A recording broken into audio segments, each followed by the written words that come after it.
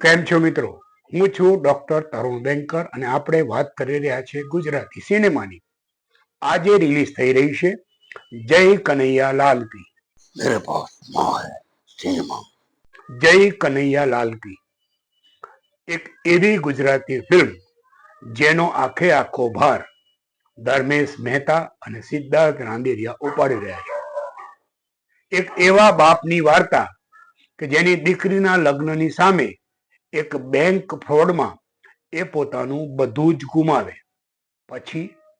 પછી એ બેંકને લૂંટવાનું પ્લાન કરે અને બેંક લૂંટ્યા પછી પોલીસ તપાસનો ધમધમાટ શરૂ થાય ત્યારે આપણને એમ થાય કે શું આની ધરપકડ થશે? આ વ્યક્તિ એટલે કનૈયાલાલ અને એ ભૂમિકા ભજવી છે સિદ્ધાર્થ રાંદેરિયાએ. પ્રમાણિક માણસના અપ્રમાણિક બનવાની વાત આ ફિલ્મમાં કરવામાં આવી છે. આ ફિલ્મ ક્રાઇમ, કોમેડી, ડ્રામા અને સોશિયલ ફિલ્મ હોવાની માહિતી છે. મિત્રો, ગત વર્ષમાં એટલે કે 2025માં સિદ્ધાર્થ રાંદેરિયાની બચુની બહેનપણીએ ધમાલ મચાવી હતી. એવી જ રીતે આ ફિલ્મ પણ બોક્સ ઓફિસ ઉપર ટંકસાળ પાડે તેવી પૂરેપૂરી શક્યતા છે.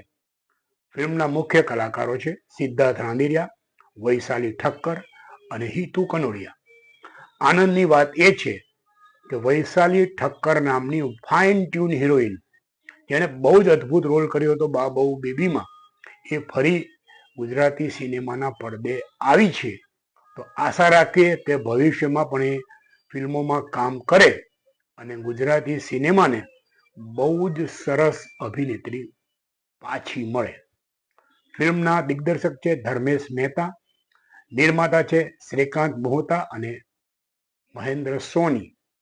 આજે આ ફિલ્મ બહુ જ મોટા પ્રમાણમાં થિયેટરોમાં રિલીઝ થઈ રહી છે. ગત સપ્તાહે રિલીઝ થયેલી બે ફિલ્મો બિચારો બેચલર અને તું મળે તો ઉત્સવના બોક્સ ઓફિસ કલેક્શનના આંકડા મળ્યા નથી, પરંતુ પ્રાપ્ત માહિતી અનુસાર આ ફિલ્મ જાજુ ઉકાળી શકી નથી.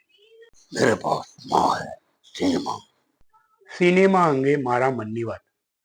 મિત્રો, 2025નું વર્ષ ગુજરાતી સિનેમા માટે વિક્રમજનક રહ્યું, કારણ કે તેની એક જ ફિલ્મ લાલો 100 કરોડનો આંકડો ક્રોસ કરી ગઈ.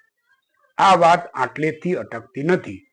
અન્ય રિજનલ ફિલ્મો મરાઠી અને પંજાબી કરતાં પણ તેણે સૌથી વધારે કલેક્શન મેળવીને એક વિક્રમ સ્થાપિત કર્યો. આશા રાખીએ 2025માં જે થયું છે એવું 2026 અને આવનારા વર્ષોમાં પણ થાય એવી શુભકામના.